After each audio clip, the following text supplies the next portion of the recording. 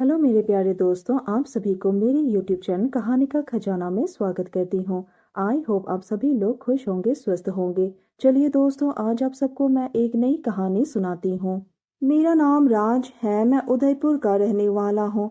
बात उस समय की है जब मैं दिल्ली में काम करने के लिए गया था और मुझे एक होटल में काम मिल गया, क्योंकि होटल के मालिक का बेटा मेरे दोस्त का दोस्त था। इसलिए मुझसे भी दोस्ती हो गया और अपने होटल में ही मुझे नौकरी पर रख लिया। मेरे दोस्त का नाम शिवम है। शिवम का पापा होटल के मालिक के साथ साथ वो अपने ही होटल में शेफ का काम भी करते थे और शिवम की मम्मी भी उसी होटल में काम करती थी। पूरा परिवार मिलकर होटल की देखभाल करता था। दोस्तों, थोड़ा सा समय निकालकर इस कहानी को अंत तक जरूर सुने। दोस्तों, आप लोग चैनल को सब्सक्राइब करना भूल जाते हैं। दोस्तों, आप सबसे रिक्वेस्ट है कि चैनल को एक सब्सक्राइब करें और वीडियो को एक लाइक करें।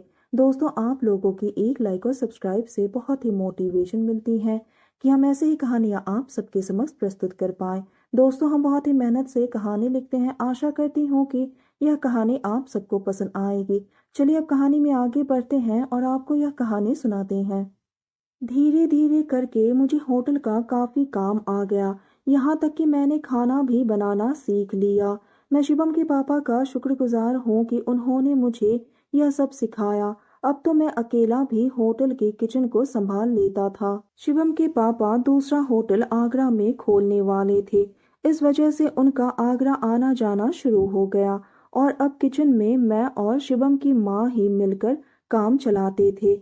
शिवम भी बेंगलोर चला गया इंजीनियरिंग की पढ़ाई करने के लिए। आंटी मुझसे काफी घुल मिल गई थी। मैंने भी होटल को बड़े अच्छे तरीके से संभाल लिया था। किसी तरीके से कोई परेशानी नहीं थी। शिवम के पापा भी बड़े खुश थे। अब वो लोग मुझे अपने घर का ही सदस्य समझते थे। आंटी की उम्र करीब 35 साल थी। उनकी शादी कच्ची उम्र में ही हो गया था और शिवम के बाद कोई और बच्चा नहीं था, इसलिए आंटी काफी यंग लगती थी। एक दिन आंटी जीन्स और टॉप में थी, जिससे कि उनका उभरा हुआ बदन साफ साफ दिखाई दे रहा था। मैं तो बस उन्हें ही नजर मार रहा था, क्योंकि उस दिन वो गजब की लग रही थी। जब भी वह कोई सामान उठाने के लिए झुकती थी तो उनका वो साफ साफ दिखाई पड़ जाता था। वो दृश्य देखकर मेरा मन डोल रहा था। इससे पहले मैंने कभी भी गलत नजर से उन्हें नहीं देखा था, पर आज उनकी पहनावे के चलते ये सब हो गया था। रात को करीब 12 बजे होटल बंद करके वह मुझे अपने गाड़ी से ड्रॉप करके अपने घर चली गई। दूसरे दिन भी वह काफी हॉट लग रही थी। उस दिन उन्होंने एक पिंक कलर का टॉप और पैंट पहना हुआ था। उनकी ड्रेस काफी टाइट होने की वजह से वह गजब की लग रही थी। उस दिन ज्यादा कस्टमर होने के कारण मैं किचन में काफी बिजी था। वो बार बार आ जा रही थी और मैं डिशेस बना रहा था। उस दिन ऐसा हुआ कि आंटी एक दो बार गिरते गिरते मुझे पकड़ ली और गलती से मेरे हाथ से उनके आगे की ओर लगकर दब रहा था। कई बार तो आते जाते मेरे पीठ को भी टच हो जाता था। ये जानबूझकर नहीं कर रही होगी, क्योंकि उस दिन काम काफी ज्यादा था। बार बार टच होने की वजह से मेरे को तो करंट जैसा फील हो रहा था। फिर दिन में थोड़ा काम कम हुआ तो वह मेरे पास बैठ गई और बातें करने लगी। वो पूछने लगी, राज तुम्हारी कोई गर्लफ्रेंड है कि नहीं। मैंने शर्माते हुए कहा, नहीं आंटी, गर्लफ्रेंड कैसे होगी, मैं तो दिन भर होटल में रहता हूँ, इसके लिए तो टाइम चाहिए। तो आंटी बोली, क्यों, किसी के शरीर को निहारने के लिए टाइम है। मैं समझ गया कि आंटी को लगता है पता चल गया कि आज मैं उनको निहार रहा था। मैंने कहा, नहीं आंटी, ऐसी बात नहीं है, अगर होगी तो जरूर बताऊंगा। वो बोली, देखो कोई अगर अच्छी लगे तो बता देना, मैं तुम्हारी दोस्ती करवा दूंगी। फिर शाम को काफी कस्टमर होने की वजह से मैं किचन में काफी बिजी हो गया और काम काफी बढ़ गया। मैं काफी थक चुका था। तो आंटी बोली, राज तुम आज काफी थके हुए नजर आ रहे हो। और वह किचन से बाहर गई और मेरे लिए एक पैक विस्की बना के ले आई और बोली, ले पी ले, थकान उतर जाएगा। मैंने भी पी ली और काम पर लग गया। 2 घंटे तक खूब काम किया। रात के करीब 11 बज गए थे। आंटी ने फिर से एक पैक बनाकर लाई, उसको भी मैं पी गया। शराब की वजह से मेरा थकान उतर चुका था। रात को होटल बंद करके आंटी बोली, राज आओ चलो तुम्हें घर का खाना खिलाती हूँ। आज तुम काफी थक गए हो। मैंने भी हाँ कर दी और होटल से थोड़ी दूर पर ही आंटी का अपार्टमेंट था, वहीं चला गया। आंटी ठंडा पिलाई और वह बाथरूम में चली गई। जब वह बाहर आई तो मैं उनको देखकर हैरान हो गया। वो नाइट सूट में काफी मस्त लग रही थी और उनका डिओड्रेंट काफी मदहोश करने वाला खुशबू फैला रहा था। उनकी नाइटी पतली और ट्रांसपेरेंट भी था, जिसकी वजह से सब साफ साफ दिखाई दे रहा था। फिर वह बोली, राज ये टॉवल लो और तैयार हो जाओ, तब तक मैं खाना लगाती हूँ। और मैं बाथरूम के अंदर चला गया। उनके बाथरूम में हल्की लाइट और हल्का हल्का डिओड्रेंट की खुशबू आ रहा था। मैंने देखा कि आंटी का गीला कपड़ा वही टंगा हुआ है। मैं नहाकर बाहर आया तो आंटी सोफे पर बैठी थी और हाथ में विस्की की ग्लास थी। मैंने देखा कि मेरे लिए भी एक ग्लास बना के रखी थी। आते ही वह चीयर्स बोली और दोनों ने मिलकर विस्की पी।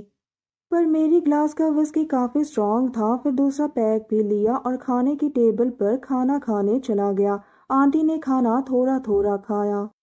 फिर मैंने कहा, ठीक है आंटी, सुबह मिलते हैं, और खड़ा हो गया जाने के लिए। पर जैसे ही खड़ा हुआ मैं लड़खड़ाने लगा। आंटी आगे बढ़कर संभाली। उस टाइम मेरा हाथ आंटी को टच हो गया और गिरते गिरते बचा।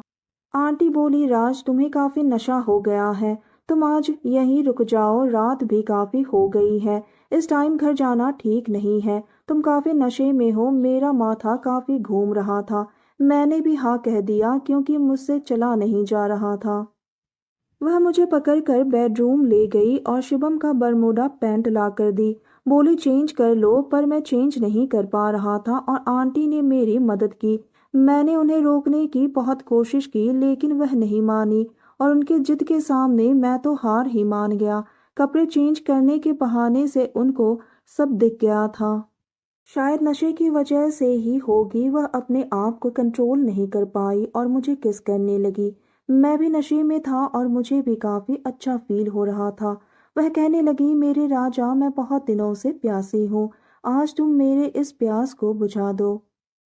मैंने भी तय किया कि मैं अपनी भूख को शांत करके उनकी प्यास को मिटा दूं। मैंने भी उनके कहे अनुसार उनको खुश करने के लिए अपना काम करना शुरू किया। वो भी मेरा पूरा सहयोग कर रही थी क्योंकि उनमें तो चाहत मुझसे भी ज्यादा थी। मैंने कहा, आपको तकलीफ तो नहीं हो रही है, मैं ये सब पहली बार कर रहा हूँ। वो बोलने लगी, आह मेरे राजा, तूने तो मुझे खुश कर दिया। उनके मुंह से इतनी मीठी शब्द सुनकर मुझे तो बहुत ही अच्छा लग रहा था। मेरे काम करने के तरीके से वो बहुत ही खुश हो गई। 40 मिनट के बाद हम दोनों ही थक चुके थे। फिर हम दोनों एक दूसरे को पकड़ कर सो गए। करीब 1 घंटे बाद फिर से मैं तैयार हो गया और अपना काम करना शुरू किया। इसी तरह से रात में करीब 4 बार हम लोगों ने अपना काम किया और थक हार कर सो गए। सुबह जब नींद खुली और नशा उतरा तो मैं आंटी से नजरें नहीं मिला पा रहा था।